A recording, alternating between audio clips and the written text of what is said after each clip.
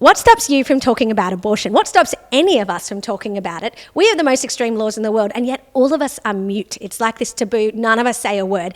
And yet today, I'm going to introduce you to 6 amazing women who have decided to speak up and call this out. It's crazy what they're doing, and you're going to meet them. It's going to blow your mind. It's also going to give you courage. So that's today on The Dr. Jo Show. A book that really influenced me that I'm going to share with you guys, it's pretty doggy in my copy because I've read it that many times. It's by Dr. Debbie Garrett. She's done her PhD in this, and this is the monograph that she wrote after publishing her doctoral research. It's called Alarmist Gatekeeping, and she traces how anybody that's ever spoken up about abortion in Australia has been shouted down and ultimately cancelled and moved out of that field. That's just been such a pile-on that they just haven't been able to do it. And it kind of explains why we have the most extreme laws in the world, why we don't have a robust debate, because there's like this unholy alliance between big abortion, so the industry that literally makes money off women's pain and by killing their babies.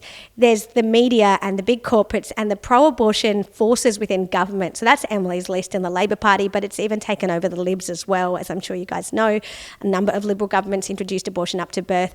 So there's this crazy unholy alliance between these big forces, and they really shouted all of us so that we can't speak. We can't be truthful. We can't express fears or doubts. And, I think that is why nobody speaks. That's why young women don't feel comfortable to speak. It's why you don't feel comfortable to speak about it to your friends at the dinner table, at Christmas dinner or lunch or at the workplace. Like, you just don't feel comfortable. And in Dr. Debbie Garrett's book, she traces this theory of alarmist gatekeeping, and she looks at how there's these people within the system. I'm going to put the book down so I can tell you the story. So she looks at how there's people who are the gatekeepers, and they raise the alarm when people like us ask questions. And so she gives some examples. Amanda Stoker, who was a Assistant Minister for Women in the federal government, she's a Queenslander, and Queensland was introducing abortion up to birth in 2018. She gives a speech at a pro-life march, and she basically talks about international human rights law and explains how this should protect babies in utero. She talks about the need to protect mother and child and what that means. But after she gives that speech at that pro-life event, she's labelled hate speech. It's labelled hate speech by Jackie Trad, who's the Labor minister in the Parliament who's introducing abortion up to birth, The Guardian, the ABC, they all pile on. And she has given this speech, which is very reasonable and evidence-based, and yet she's labelled as hate speech for expressing a position that abortion harms women. Similarly, the CEO of White Ribbon, now you guys would know White Ribbon, it's you see the white ribbons that people wear, it's an organisation that seeks to protect women against violence. Okay, they got a new CEO, Tracy McLeod-Howe, and she, around this time, 2018, she took down the pro-abortion statement that was on White Ribbon's website, and she said, we want to consult our membership on the issue of abortion, because it's actually very complex for women. Reproductive coercion is a big factor in why women get abortions. The fact that there's men in their lives forcing them to get abortions. I'm going to kill you if you don't get this abortion. You have to have this abortion, literally paying for their abortions, walking them to the clinic. No one protecting these women who are fearful for their lives and their future, or who feel bonded to this man. And so that's a major issue that White Ribbon had seen sort of coming up, and it's in the literature as well. So the CEO very reasonably says, we're going to consult our membership on this issue of abortion. Just even that decision to consult led to a huge pile on same suspects. So Jane Caro gets out on Twitter and just starts hacking into the CEO.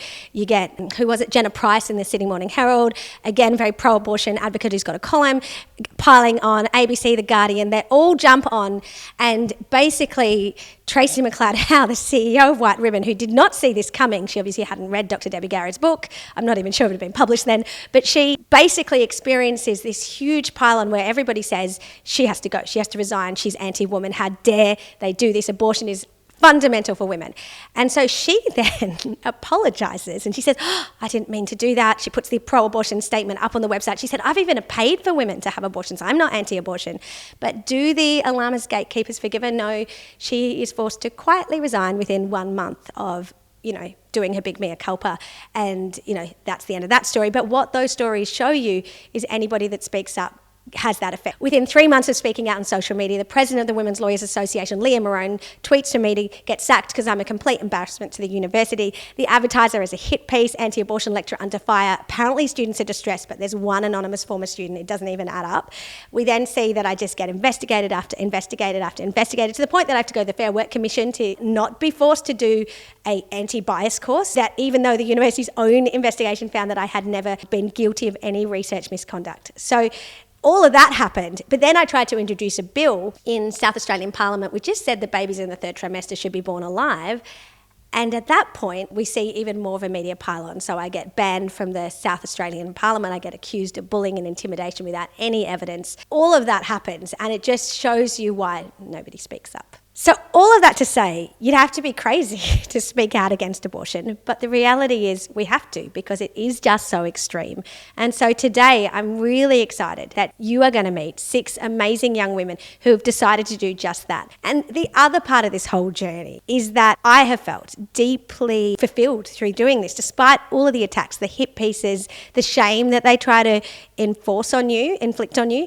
I've actually felt never more alive and happy because I'm doing something that really matters. You know, I guess there's something in that. And the other part of this is that women have reached out throughout the last 2.5 years saying things like, thank you for being my voice. I feel like I can't speak about this, but I'm so grateful that you do. And then increasingly I had young women saying, how do we join you? How do we do this? So today you're going to meet the 6 young women who are Birdflip, which is a new organisation in Australia determined to take on the abortion establishment, to take back the mic for women and to call out the big abortion lie. So I'm here with Elspeth, one of the Birdflip girls, women, probably is more appropriate because you're all young women. Before we jump into the video, I wanted to ask you a question. What was it that was holding you back from speaking up about abortion, and what has changed for you now? I think I had paused the seriousness of what abortion really is. I knew it was wrong.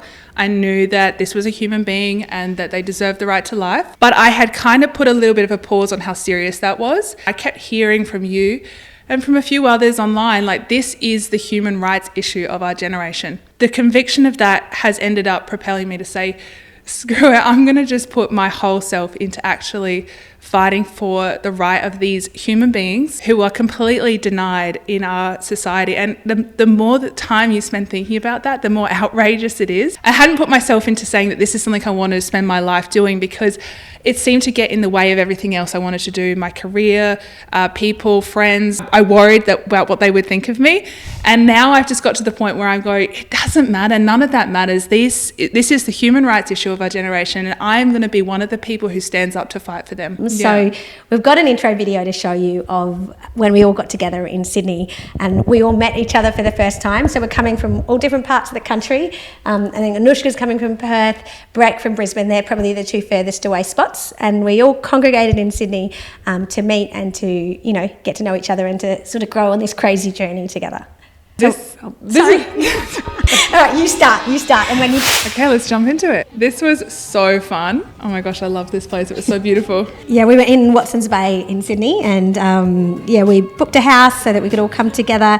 We actually were all staying over. It felt a little bit like a reality TV show. Oh my gosh, it did. It kind of felt like this weird, like, girls' getaway, but also we've got like a massive issue that we need to tackle. No, so it was sort of like we were filming a TV show. It was kind of strange. We had this beautiful cheese platter in the morning when we got together, and you jumped straight into teaching us how to edit, which most of us were kind of a little bit like, this is going to be a steep learning curve. Yeah, I think I'm just going to say this. I think Anushka was the one that was the most like, I have no idea how to do this. Hey, look, like, these are small issues compared to what we're really up against. Yeah, we did start by getting to know each other. It's not like we just jumped straight into this. No, it's true. No, we went around and we sort of talked about our stories. It was quite surreal actually to have all of us just come together all of a sudden. The road of choosing life has brought healing, has brought depth, and yes, it's been a struggle, but it's not even a question of if it was worth it. Women are lied to that it's better to have an abortion than it is to pursue life. Like, that was something that was a massive shift for me, like just getting so infuriated with the way it wasn't being represented, and even like seeing some of the footage they used in 2019 I knew was old footage from 2017 as well, and so they weren't even reporting anything correctly, and that was just really upsetting. I had started already to deal with the fact that I had had 2 abortions. At the same time, I think Australian society, we don't talk about things like this. It's so hush-hush, and yet it's happening to so many of us. So we went out to lunch and we started talking about how we were going to have this challenge to make our first reels together afterwards, and we were all pretty nervous actually, but it was really fun. Like, it was really fun, and we learned a lot from that challenge. It was so hot. It was really hot. So hot. And it's actually such a relief when we came in and we just like got in the beds and just put the aircon on and just kind of chilled and tried to figure out these apps. Yeah, there was this really one cool room in the bottom floor of the 2-story place that we were staying, and we just huddled on a bed, and I think I showed you guys one of my actual unedited videos. Oh, that was pretty funny. So you guys who watch me on socials will see that it's just a 45-second clip, but really it's taken me 5 to 7 minutes to film that, and these girls got to hear all of the dialogue between me and typically my husband who's filming me, and the banter and some of the swear Oh my gosh, words. it's so hilarious to get that inside view. Yeah. We were all kind of relieved actually. It gave us a bit of confidence, like, okay, you don't hit this in one shot, you know, you have to, you take a few goes to get there. Yeah. So then you guys had the challenge of filming videos in pairs, and then we shared them with the group. Oh, this was actually really fun and humbling to share. Like, it's quite hard to actually be vulnerable and like share not just your story, but like even just like your perspective or your insights, and to put it on camera. Like, it's no doubt that that's a difficult thing to do. We got something ahead of us to share it to the whole world, but we're all willing and ready.